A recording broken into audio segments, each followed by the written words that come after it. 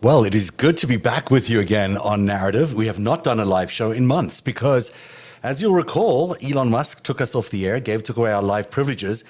He gently gave them back to us a few weeks ago. We're now testing out to see if it actually worked out, and it seems that we are live on Twitter.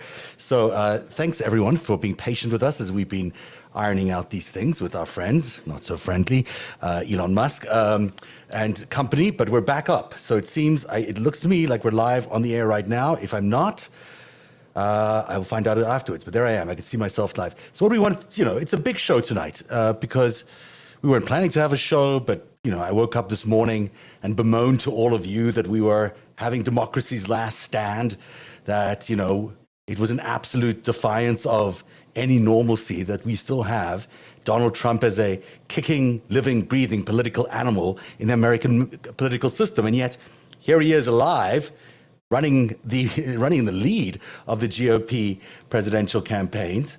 He's likely the front runner in that race. And so it seems to me insane that this has happened, considering everything that we at Narrative have told you about Donald Trump since 2016. We've revealed his ties to the mob, to foreign intelligence, his ties to money laundering, to his ties to criminal activities through terrorist organizations, his ties through arms dealing, potentially his connections to Jeffrey Epstein, you name it. We've told you about it here on Narrative in the last 6 years. And yet here he is, still there, running as the front runner in the GOP Republican primaries. Only things turned around this evening, didn't they? When Jack Smith, after quite a long period of time, finally the special counsel representing the United States government indicted Donald Trump. And there's no other way to look at this indictment as potentially been ever handed down to anybody in American history. There has not been a crime this big or this onerous since the Republic began. I just can't imagine of anything that is this dramatic and this important to the very fabric of American society. The bedrock of what American society is all about is freedom to vote, is the equality principle. And here you have someone turning into a joke, the Constitution, by running fake slates of electors, by trying to overturn the processes which this government is ultimately elected by. And today, we found out that really is indeed a crime. We found out from Jack Smith himself. Here's what he had to say in a very short 2-minute statement, but boy, this must have struck some fear into the hearts of not only Donald Trump, but all the co-conspirators, and there are 6 of them that have been named. Good evening.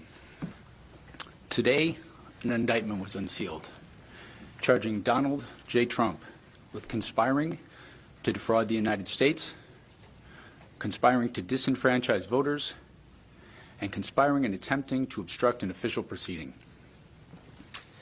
The indictment was issued by a grand jury of citizens here in the District of Columbia, and it sets forth the crimes charged in detail. I encourage everyone to read it in full. The attack on our nation's capital on January 6, 2021, was an unprecedented assault on the seat of American democracy. As described in the indictment, it was fueled by lies. Lies by the defendant targeted at obstructing a bedrock function of the U.S. government, the nation's process of collecting, counting, and certifying the results of the presidential election. The men and women of law enforcement who defended the U.S. Capitol on January 6th are heroes. They are patriots and they are the very best of us. They did not just defend a building or the people sheltering in it. They put their lives on the line to defend who we are as a country and as a people. They defended the very institutions and principles that define the United States. Since the attack on our Capitol, the Department of Justice has remained committed to ensuring accountability for those criminally responsible for what happened that day. This case is brought consistent with that commitment, and our investigation of other individuals continues.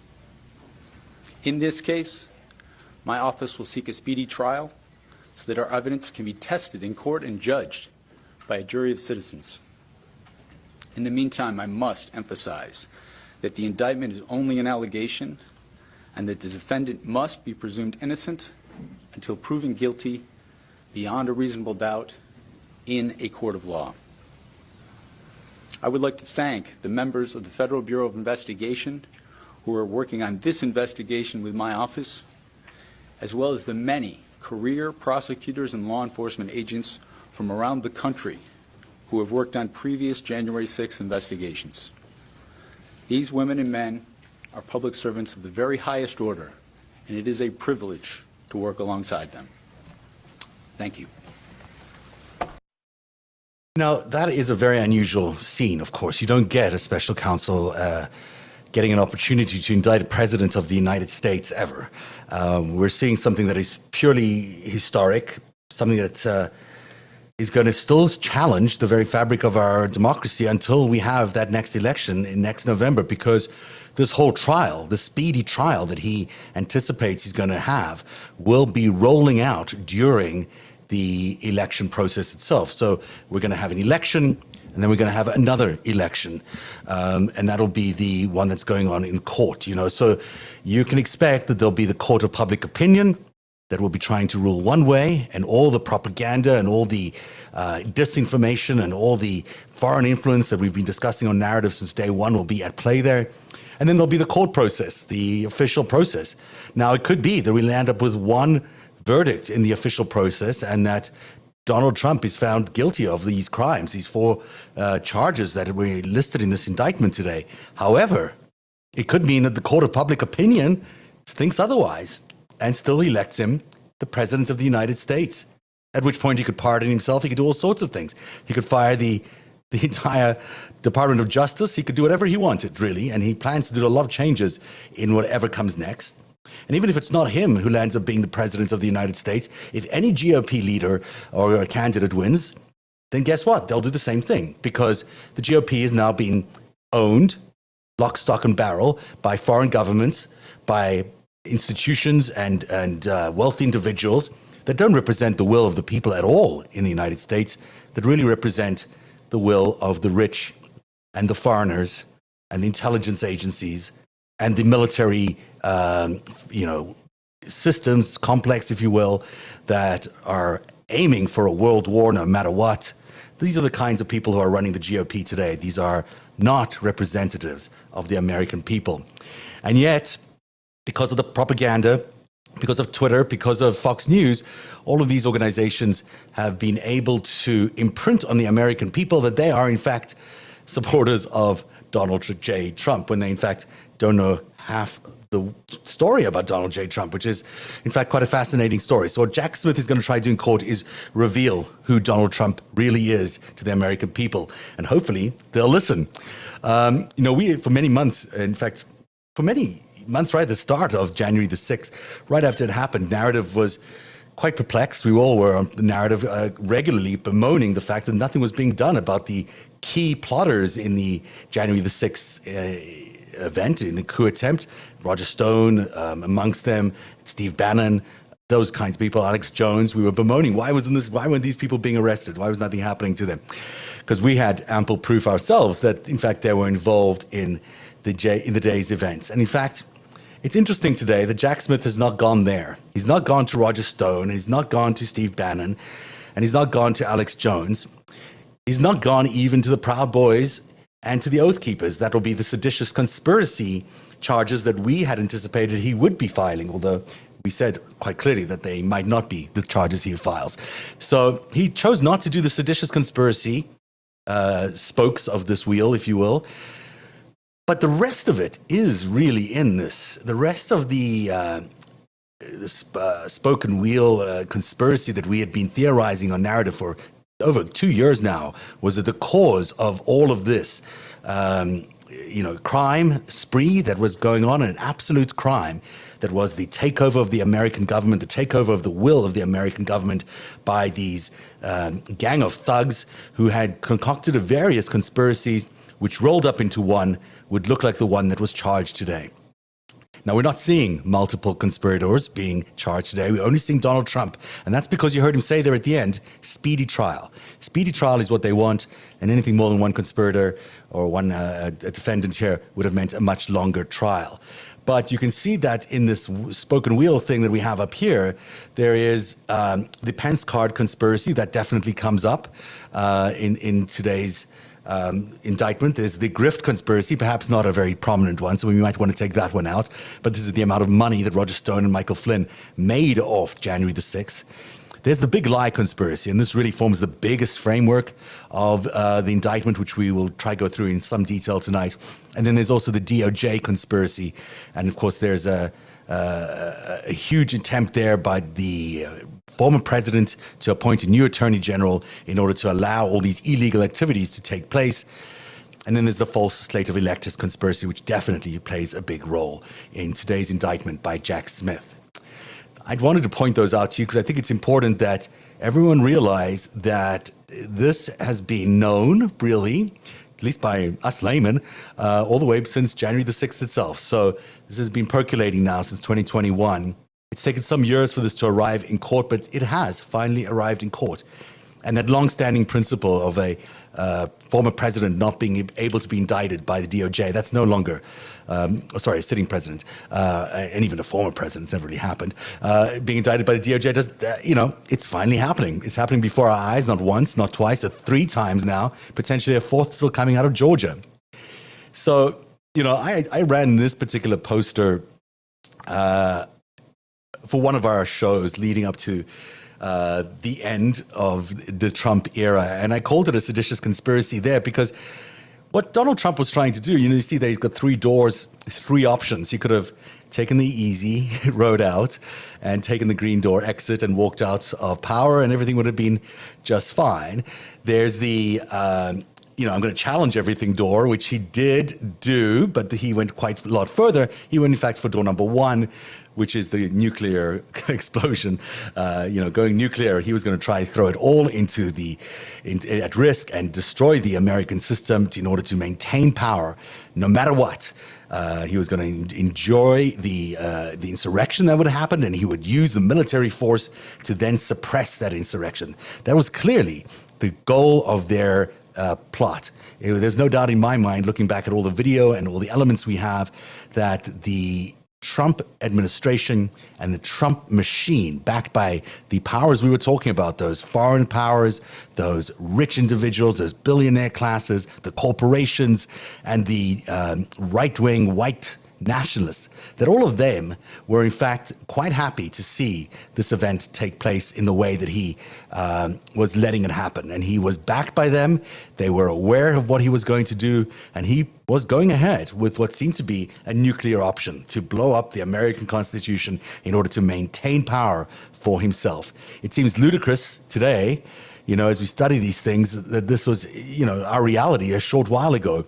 But let me remind you that we are not out of that reality, that we are, in fact, still very much living in this same paradigm. This man is still the front runner in the GOP field. He could very well be the next president of the United States, which means we've not left all that behind. It feels like years ago, doesn't it? It was years ago, as it turns out, but it's still here.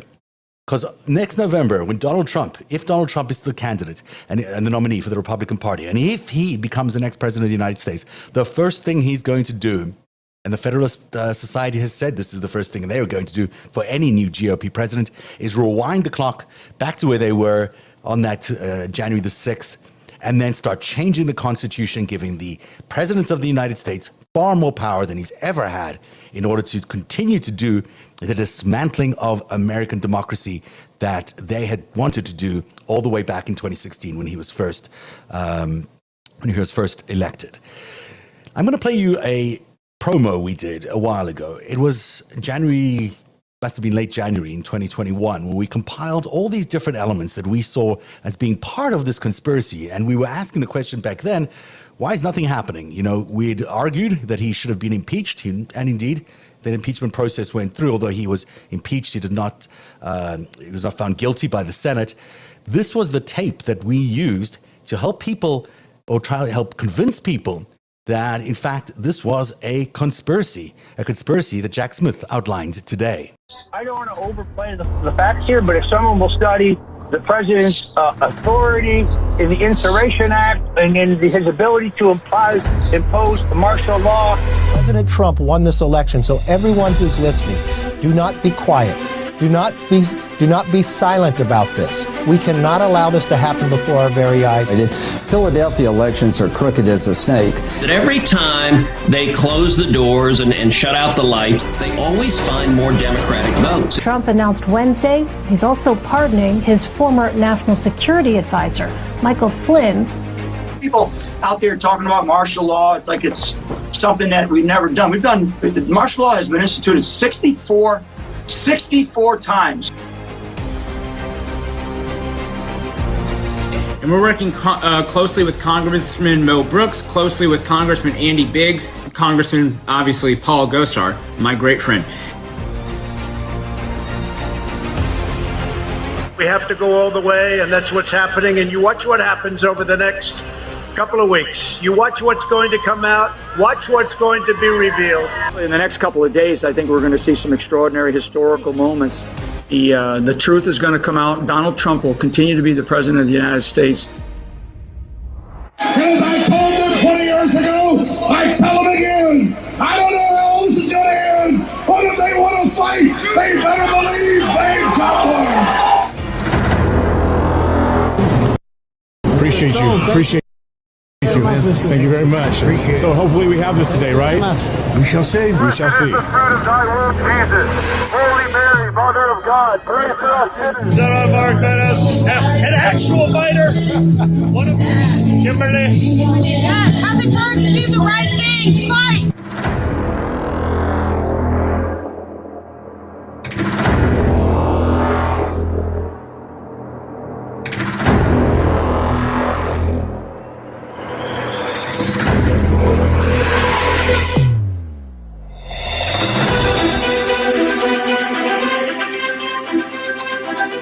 Well, isn't that interesting to see all those figures that took part so happily on that day, on January the 6th, to overthrow the government of the United States, the duly elected government of the United States. Their attempt was, of course, unsuccessful, but we see their faces now. They're on video, and those people are the same people that tonight, like Marjorie Taylor Greene, are saying that the president of the United States back then did nothing wrong in his choosing these fake slate of electors, in trying to plot the overthrow of a duly elected government.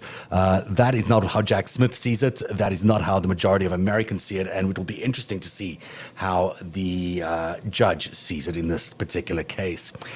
I should also note that in this chart that we did way back in January, or towards the end of our investigation into January the 6th, there's quite a collection of faces here that are worthy of noting, because they're all must be a little bit concerned tonight. There are various senators, various Congress people involved in the Pentagon, people involved in the foreign operations part of this, Russian operatives, Chinese operatives, you name it, Israeli operatives.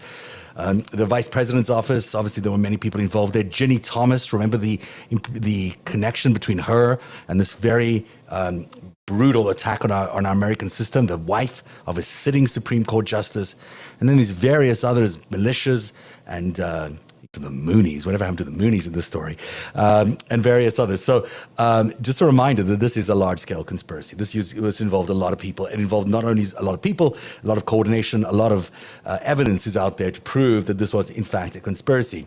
And so that leads us to tonight's indictment. Like, I don't want to read the whole thing, but I do kind of want to read the whole thing with you tonight. And I'm not sure we have enough time, but I'm going to read whatever I can in the next 20 minutes or so, and then we'll stop.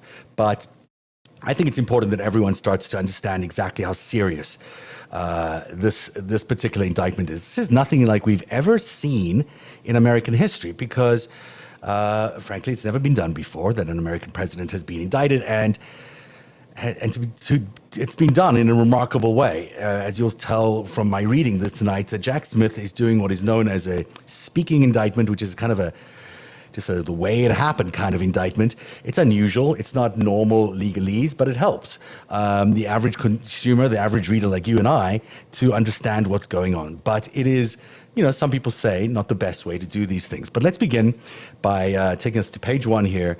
And this is where it's going to get very informal here because I've only read parts of this. Let's see exactly how we discover things together.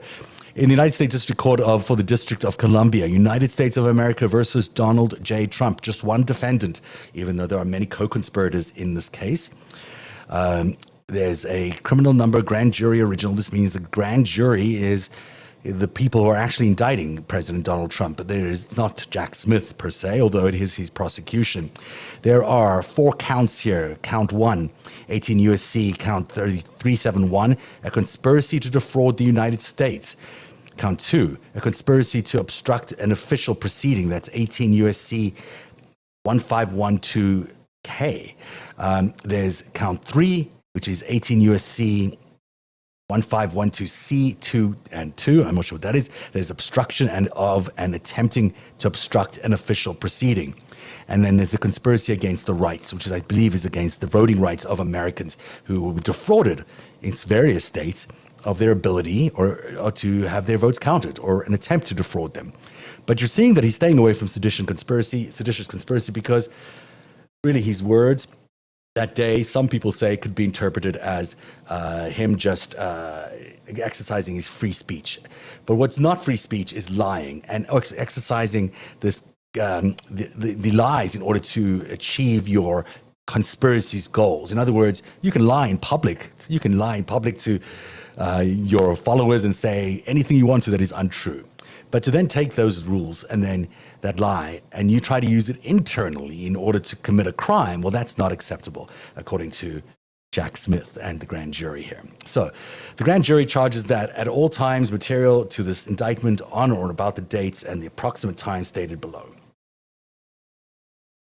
Introduction. The defendant, Donald J. Trump, was the 45th president of the United States and a candidate for re-election in 2020. The defendant lost his 2020 presidential election. Despite having lost, the defendant was determined to remain in power. So for more than 2 months following Election Day on November 3rd, 2020, the defendant spread lies that there had been outcome determinative fraud in the election and that he had actually won. These claims were false, and the defendant knew that they were false. But the defendant repeatedly and widely disseminated them anyway. To make his knowingly false claims appear legitimate, create an intense national atmosphere of mistrust and anger, and erode public faith in the administration and the election. The defendant had a right, like every American, to speak publicly about the election and even to claim falsely that there had been outcome determinative fraud during the election and that he had won. He was also entitled to formally challenge the results of the election through lawful and appropriate means, such as by seeking recounts or audits of the popular vote in states or filing lawsuits challenging ballots and procedures. Indeed, in many cases, the defendant did pursue these methods of contesting the election results.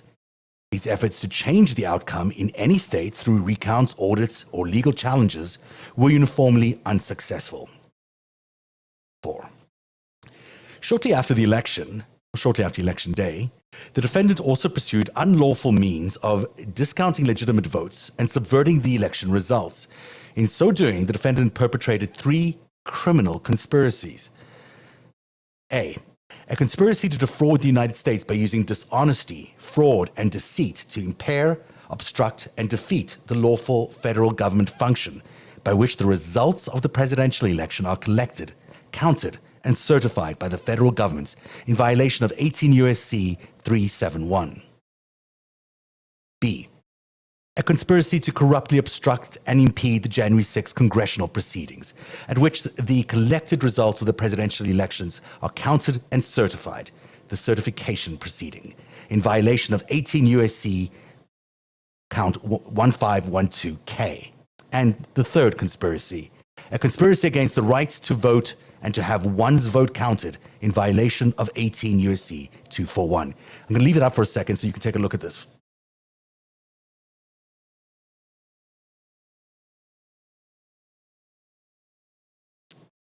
It's live TV, folks.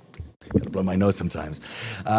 So each of these conspiracies, which built on the widespread mistrust of the defendant was creating through pervasive and destabilizing lies about election fraud, targeted a bedrock function of the United States federal government, the nation's process of collecting, counting, and certifying the results of the presidential election, the federal government function. It's interrupting elections is basically what Jack Smith is pointing out here.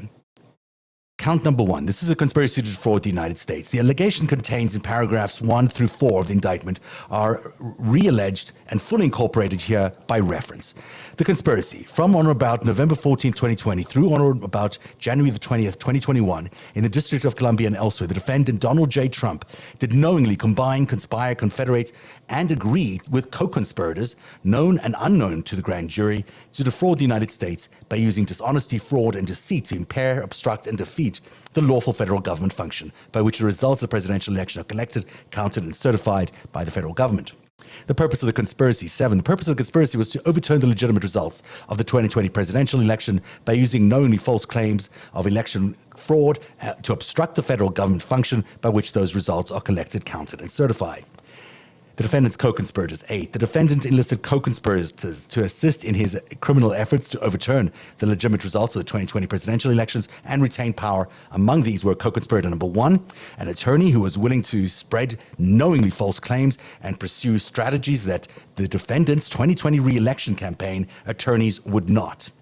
B. Co-conspirator 2, an attorney who devised and attempted to implement a strategy to leverage the vice president's ceremonial role, overseeing the certification proceedings to obstruct the certification of the presidential election. C. Co-conspirator number 3, an attorney whose unfounded claims of election fraud the defendant privately acknowledged to others sounding crazy. Nonetheless, the defendant embraced and publicly amplified co-conspirator 3's disinformation.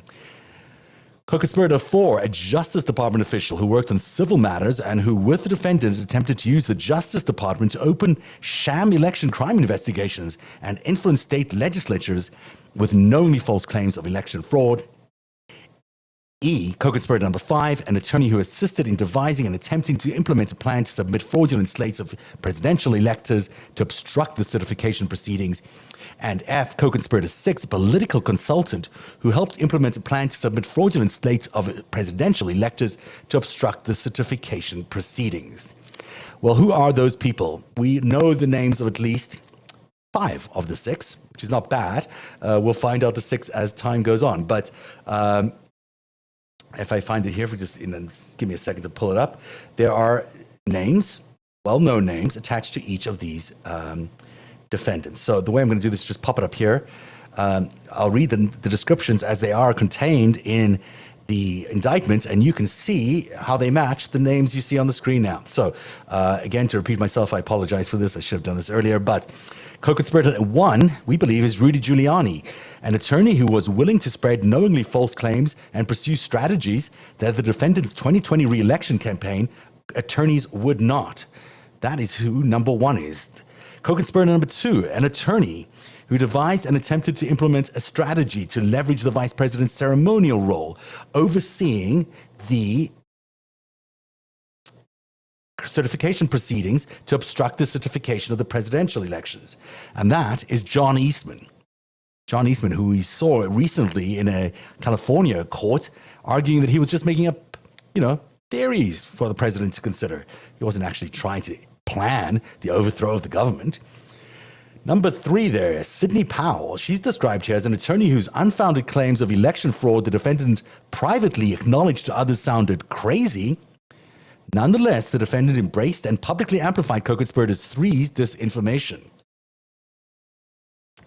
And number 4, Jeffrey Clark, co-conspirator number 4, a Justice Department official who worked in civil matters and who, with the defendant, attempted to use the Justice Department to open sham election crime investigations and influence state legislatures with knowingly false claims of election fraud.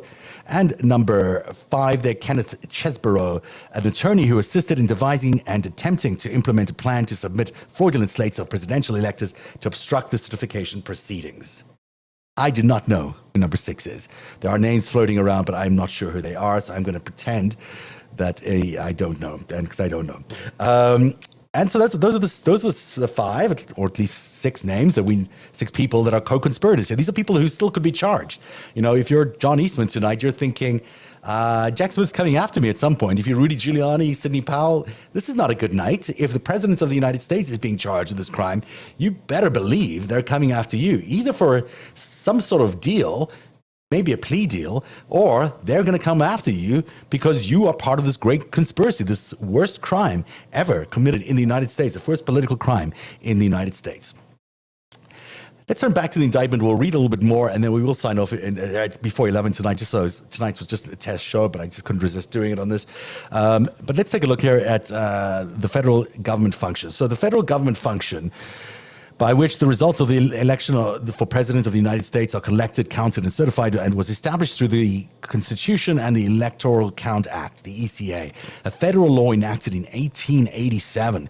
The Constitution provided that individuals called electors select the president, and that each state determined for itself how to appoint the electors apportioned to it. Through state laws, each of the 50 states and the District of Columbia chose to select their electors based on the popular vote in the states. After Election Day, the ECA required each state to formally determine or ascertain the electors who would represent the state's voters by casting electoral votes on behalf of the candidate who had won the popular vote, and required the executive of each state to certify to the federal government the identities of those electors. Then, on a date set by the ECA, each state's ascertained electors were required to meet and collect the results of the presidential election.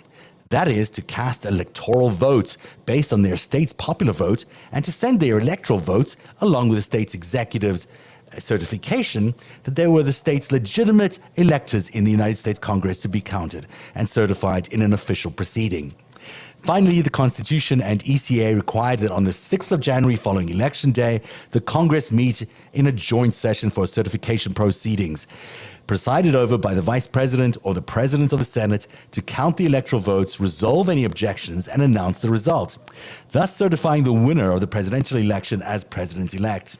The federal government function from the point of ascertainment to the certification is foundational to the United States democratic process, and until 2021 had operated a peaceful and orderly manner for more than 130 years. You're hearing a lot of whimpering and whining in the background. That is not Rudy Giuliani. That is not anybody other than my dog. It really feels like it's time for dinner. Boomer, you'll get dinner. You'll get dinner in a minute. I know it's late. But so I apologize for that. I'm going to ask him to leave if he's not well behaved. No, Boomer, no. No interrupting him. No, we can't do that right now, okay? He is adorable, and I'll introduce you to him one day. The defendant's conspiracy to impair, obstruct, and defeat the federal government function through dishonesty, fraud, and deceit included the following manner and means. The defendant and co-conspirators used knowingly false claims of election fraud to get their state legislatures and election officials to subvert the legitimate results and change electoral votes for the defendant's opponent, Joseph R. Biden Jr., to electoral votes for the defendant. That is, on the pretext of a baseless fraud claims, the defendant pushed officials in certain states to ignore the popular vote, disenfranchise millions of voters, dismiss legitimate electors, and ultimately cause the ascertainment of and voting by legitimate electors in favor of the defendant. That is quite a statement there when you think about how dramatic that is for any U.S. president to defraud the voters of any state by trying to flip the votes illegally to himself. It just can't be overstated how significant this is, an event of tremendous, tremendous importance, that Americans realize how deep and consequential this was to their own votes, because ultimately you have to think, well, what happens if this was me? What happens if this was my vote that was disenfranchised? And of course, it could very easily have been your vote that was disenfranchised. So let's continue here as we read Jack Smith's indictment. We'll just continue for a few more minutes, but it is interesting to note that in B here, the defendant and co-conspirators organized fraudulent slates of electors in 7 targeted states. So these are the real victims of this crime when you think about it, or the attempted crime. These were the ones who were going to lose their votes. Arizona, Georgia, Michigan, Nevada, New Mexico, Pennsylvania, and Wisconsin, attempting to mimic the procedures that the legitimate electors were supposed to follow under the Constitution and other federal and state laws. This causing the fraudulent electors to meet on the day appointed by federal law in which legitimate electors were to gather and cast their votes. They cast fraudulent votes for the defendant and signed certificates falsely representing that they were legitimate electors. Some fraudulent electors were tricked into participating based on the understanding that their votes would be used only if the defendant succeeded in outcome determinative lawsuits within their state, which the defendant never did. Never actually won any lawsuits, right? He never achieved any of those lawsuits, and yet here he was, these fake slate of electors. The defendant and co-conspirators then caused the fraudulent electors to transmit their false certificates to the Vice President and other government officials to be counted at the certification process on January the 6th. And C, the defendant and co-conspirators attempted to use the power and authority of the Justice Department to conduct sham election crime investigations and to send a letter to the targeted states that falsely claimed that the Justice Department had identified significant concerns, any that may have impacted the election outcome, that sought to advance the defendant's fraudulent elected plan by using the Justice Department's authority to falsely present the fraudulent electors as a valid alternative to the legitimate electors, and that urged, on behalf of the Justice Department, the targeted states' legislatures to convene to create the opportunity to choose the fraudulent electors over the legitimate electors. So basically, we're trying to find ways to create these fraudulent electors to be determined as legitimate. Number D here, the defendant and co-conspirators attempted to enlist the vice president to use his ceremonial role in the January 6th certification proceedings to fraudulently alter the election results. This is so good. This is the Prince card conspiracy which we've been talking about for so long. First, using knowingly false claims of election fraud, the defendant and co-conspirators attempted to convince the vice president to use the defendant's fraudulent electors, reject legitimate electoral votes, or send legitimate electoral votes to state legislatures for review rather than counting them. When that failed, on the morning of January the 6th, the defendant and co-conspirators repeated knowingly false claims of election fraud to gathered supporters, falsely told them that Vice President had the authority to and might alter the election results, and directed them to the Capitol to obstruct the certification proceedings and exert pressure on the Vice President to take the fraudulent actions he had previously refused. After it became public on the afternoon of January 6th, the vice president would not fraudulently alter the election results. A large and angry crowd, including many individuals whom the defendant had deceived into believing vice president could and might change the election results, violently attacked the Capitol and halted the proceedings. As violence ensued, the defendant and co-conspirators exploited the disruption by redoubling efforts to levy false claims of election fraud and convince members of Congress to further delay the certification based on those claims. Wow, what a plot. What an incredible plot these guys had churned out. A remarkable, remarkable plot that involved the Vice President of the United States, involved state legislatures, involved various attempts to defraud the American people and these false slate of electors in various states. What a tremendous plot, all based on lies, deception, the appearance of crimes that never happened, and all concocted by a Federalist Society lawyer and the other lawyers of the President of the United States. Pretty remarkable.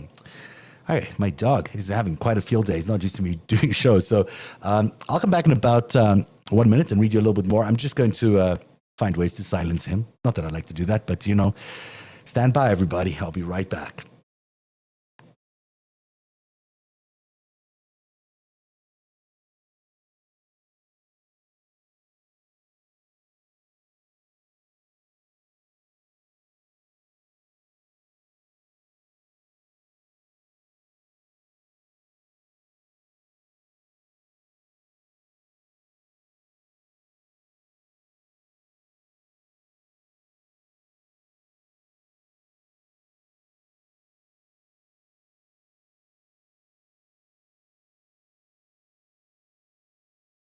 All right, so we're back, and I apologize for that.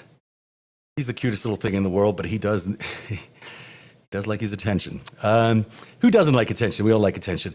Let me quickly read through the last few paragraphs here that I can get to tonight, because they are so important to understanding exactly what Jack Smith was doing in this case. So after it became public, we're in the right space here? Yes. So we've done the vice president. We've understood exactly how his involvement happened and the attempts to get him to defraud the votes.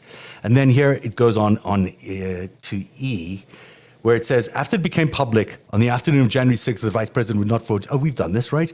So we've understood exactly all that. So the defendant's knowledge of the falsity of his federal election claims. This is super important. And this I'm going to spend a little bit of time, and maybe this will be the last thing we get to today. There really is nothing more significant than this, because this really takes the difference between a bunch of people who might have been, trying to damage the president of the United States in whatever way they could. And it changes into something that is very much, as we described earlier on, the action of a ringleader in a conspiracy. Because no longer is the president of the United States just assumed, at least in this version by Jack Smith, assumed to be just a bystander of people had told him that there were fraudulent claims, and he believed that there's some fraud if his lawyers or other officials came to him and said there was fraud. But what this particular point does on page 6, and it goes on from point 11 here, and I'll read it to you, is identify that the actual ringleader is Trump, because he knew all along, that his claims of fraud were not true. The defendant, his co-conspirators, and their agents made knowingly false claims that there had been outcome determinative fraud in the 2020 presidential election. These prolific lies about election fraud included dozens of specific claims that there had been substantial fraud in certain states, such as that large number of dead, non-resident, non-citizen, or otherwise ineligible voters had cast ballots, or that voting machines had changed votes for the defendant to votes for Biden. These claims were false, and the defendant knew that they were false. In fact, the defendant was notified repeatedly that his claims were untrue, often by the people whom he relied on for candid advice on important matters, and who were best positioned to know the facts. And he deliberately disregarded the truth.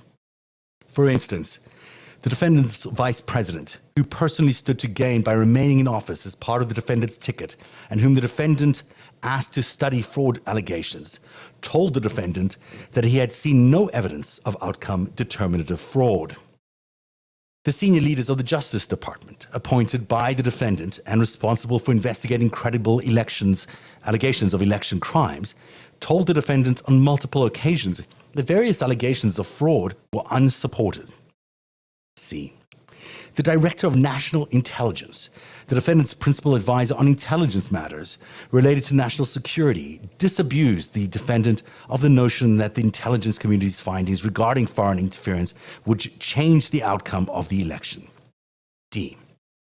The Department of Homeland Security's Cybersecurity and Infrastructure Security Agency, the CISA, whose existence the defendant signed into law to protect the nation's cybersecurity infrastructure from attack, joined an official multi-agency statement that there was no evidence any voting system had been compromised, and that declared the 2020 election the most secure in American history. Days later, after the CISA director, whom the defendant had appointed, announced publicly that the election security experts were in agreement that the claims of computer-based election fraud were unsubstantiated, the defendant fired him. That's Mr. Krebs, if you remember correctly. Senior White House attorney selected by the defendant to provide him candid advice informed the defendant that there was no evidence of outcome determinative election fraud, and told him that his presidency would end on Inauguration Day 2021, I should say. F, senior staffers of the defendant's 2020 re-election campaign. Defendant's campaign whose sole mission was the defendant's re-election, told the defendants on November 7th, 2020 that they had only a 5 to 10% chance of prevailing in the election, and that success was contingent on the defendant winning ongoing vote counts or litigation in the Arizona, Georgia, and Washington cases. Within a week of that assessment, the defendant lost in Arizona, meaning he had lost the election. State legislators and officials, many of whom were the defendant's political allies, had voted for him and wanted him to be re-elected, repeatedly informed the defendant that his claims of fraud in their states were unsubstantiated or false and resisted the pressure to act based on them. State and federal courts, the neutral arbiters responsible for ensuring the fair and even-handed administration of election laws, rejected every outcome determinative post-election lawsuit filed by the defendant, his co-conspirators and allies, providing the defendant real-time notice that his allegations were meritless. Boy, that's a lot of people telling you something that you know is certainly untrue. If you've got so many people telling you these things are untrue and you just go ahead, continue to make these false lies, well, guess what? That's why you land up in court under Jack Smith's indictment here. The defendant widely disseminated his false claims of election fraud for months, despite the fact that he knew, in many cases, had been informed directly that they were not true.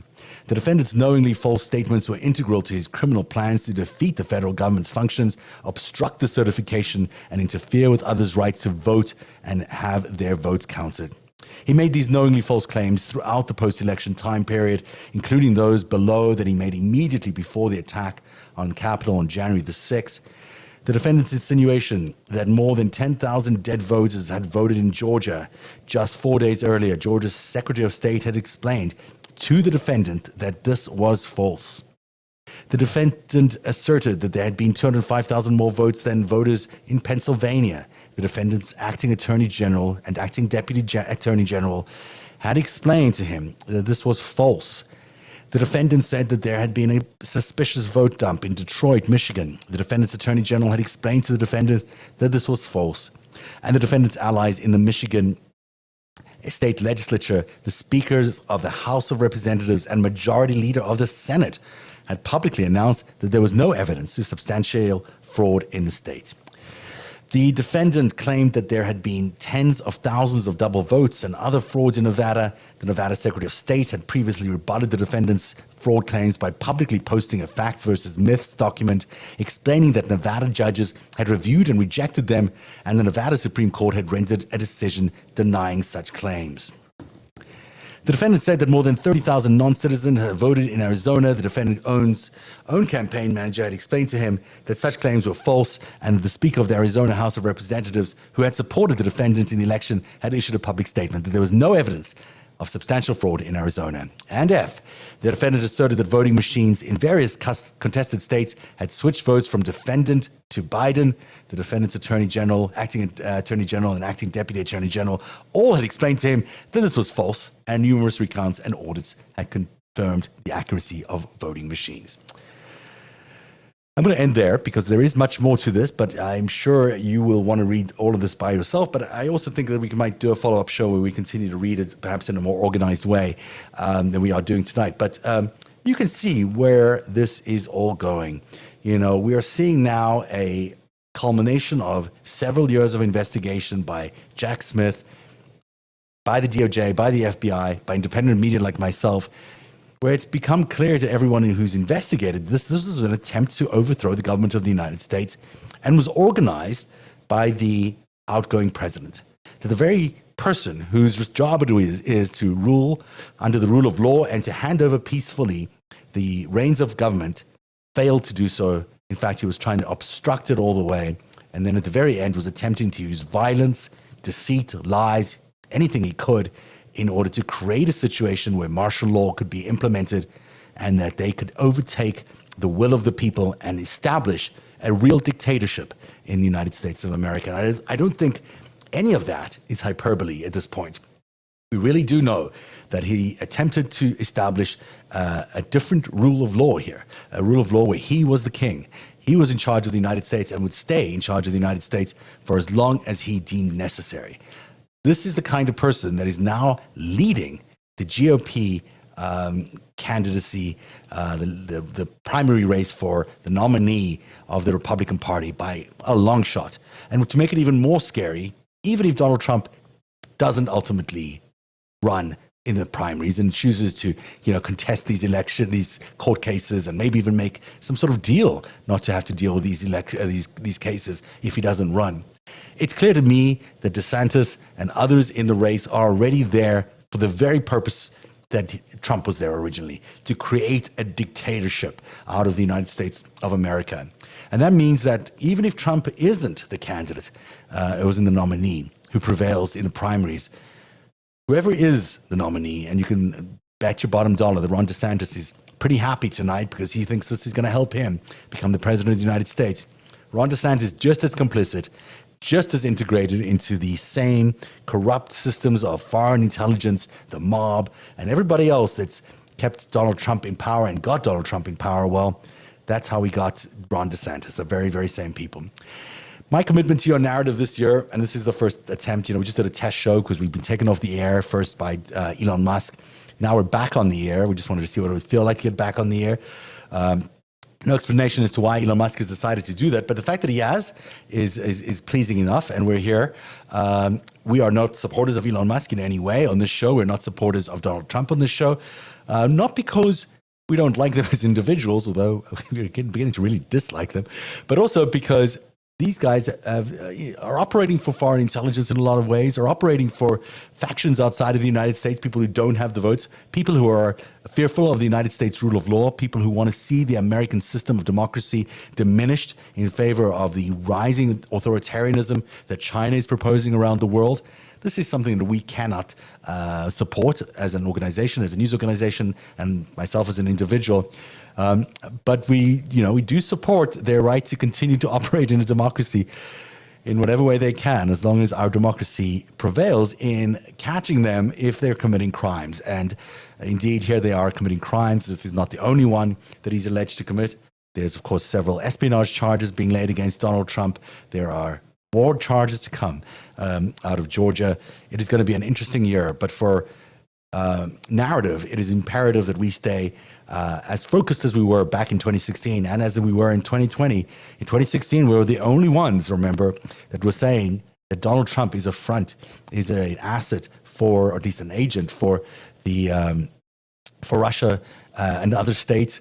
We were the only ones who stuck with that analysis through many, many years. Many people didn't believe us.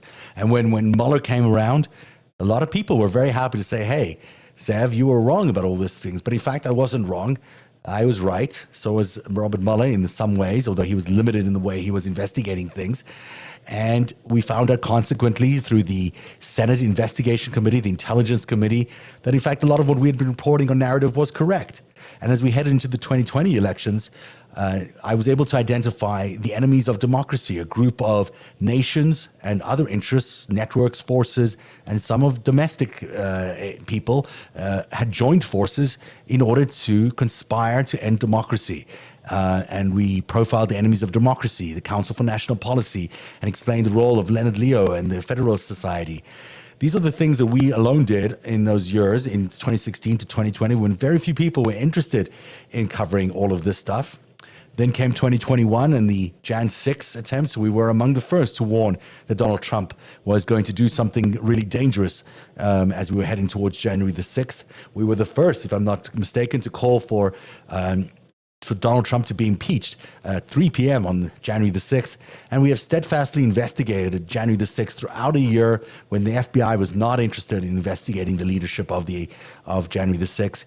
And where most others had chosen to move on from January the 6th and had accepted the new version of reality that it was some sort of tourist visit to the United States Capitol. Now, of course, we know that's not true.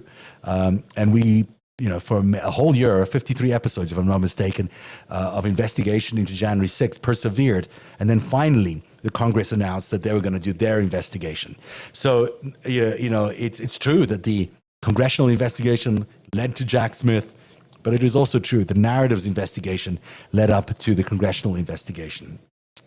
And for that matter, it's been being right and being truthful isn't always the best thing, as it turns out, in a media community that is controlled largely by foreign forces or by big money interests.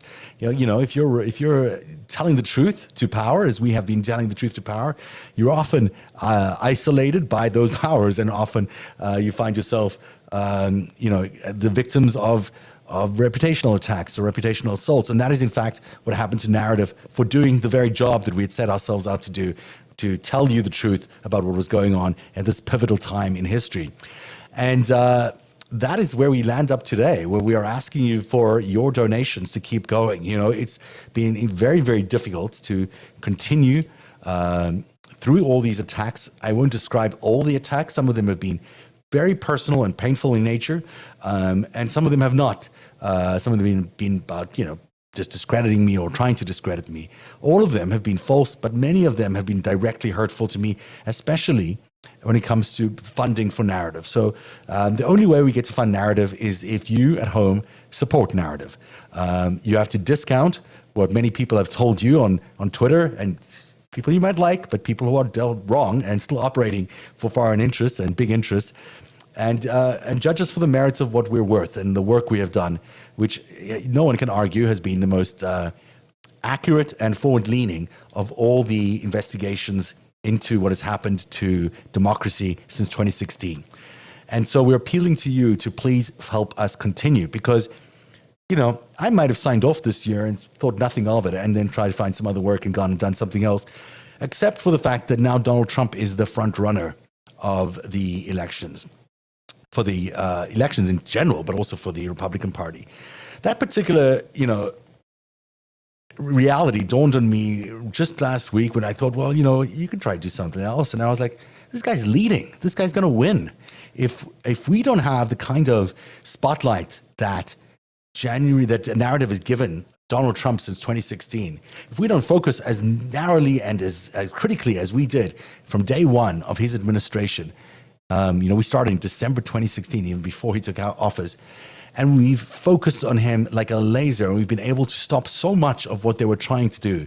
In fact, we think that to a large extent, we helped get Joe Biden elected in 2021. So to see him now attempt to use all that, all those same kind of ploys they were ploys, there are actual investigations that we did of him, but for them to turn that around and blame Joe Biden for a lot of the same stuff that we had found out to be true about him is just something I couldn't handle. So I've decided to continue to do Narrative. It's probably bad for my health and bad for my bottom line, but it is necessary. If we are going to defend democracy, if we're serious about defending democracy, we need a media that is going to be critically free and critically tolerated and able to pursue the stories we need to pursue. And that is not the mainstream media. The only person who's done that is Zev here on Narrative. So I'm asking you today to please think about how important democracy is to you, to your lives, your lifestyles. Think about the rights you've acquired in the last 100 years, whether you're women's rights, gay rights, race rights, whatever it is that you feel you've gained as consumers, or in terms of justice and in terms of law and in terms of voting. These advancements have only happened because of American democracy. And we are losing it, or we face it being completely destroyed by a win by Donald Trump. And so I'm asking you today that if you want Donald Trump to not be around as the next president of the United States, if you want to see him eliminated from the political system because of his failure to follow the rules and because of what he's done to American democracy up until now, if you really believe in those things, you'll support Narrative. We're not asking for a lot of money. $10 a month is what we were looking for. And every cent makes a change, makes a difference. So go to patreon.com/narrative, patreon.com/narrative. You won't regret this. I'm spending everything I have to keep Donald Trump out of power, because I believe it is bad for democracy, bad for freedom, bad for equality, and bad for Americans, and bad for a country that has, for the most part, I think, done a tremendous amount of good around the world in terms of equality, rights, advancements in knowledge, and a whole lot of other things. So that is my plea to you tonight. Tonight was just a test show, but as it turns out, it was a bit of a newsy day. We thank you for being here. I shall be back in the next few weeks doing a couple more test shows. But our season launch will be September 6th at 9 p.m. Join us then, September 6th at 9 p.m. I promise you it'll be a blockbuster show. And don't forget, subscribers to this season who subscribe now to Narrative at patreon.com/narrative, you're going to get exclusive access to the Trump files that I have been keeping for 7 years. This is a great look into Donald Trump. We'll create a series called Trump Untold, the untold story of Donald Trump, all the secrets of how he really rose to power. And some of it will be stunning to you. We have stuff that's never been revealed before, absolutely never been revealed before. And we hope you'll join us as a subscriber at patreon.com/narrative. At $10 a month, you'll get all this inside scoop that you would not have gotten otherwise. That is the show for tonight. I wish you very well and hope you have a good night. It's so good to be with you guys again. Thank you, Elon Musk, for not taking us off the air again. Maybe you will, but right now we're still on. If you're ready to let us have subscribers on Twitter, like you've given all your right-wing friends, we're ready for it too. So let's see if Elon Musk can be coaxed into allowing some independent media in his new right-wing ecosystem that he's creating over there at X. X it's called now? X. What a fun name. That is the show for tonight. We wish you very well. I'm going to close with not our usual goodbye because I can't find it here. I was kind of hoping to lay it out tonight, but I don't. So, give me 1 second. I want to see if I can find it again because that theme that we end the show with, I have not heard in so long, and it would be nice. It would be nice to hear it if it's available at all in my download section over here. I think I might be reaching in Technicolor here. You know what? I don't have that particular one, but I do have the one without the new voice track on it. So I'm going to play that for you tonight as we say goodnight for Narrative. Thank you for being here again. We'll see you again on September the 6th at 9 p.m. Wednesday night for our first official show of the season. But we'll be back at least 2 more times in August with special shows you won't want to miss. Have a good night, everybody.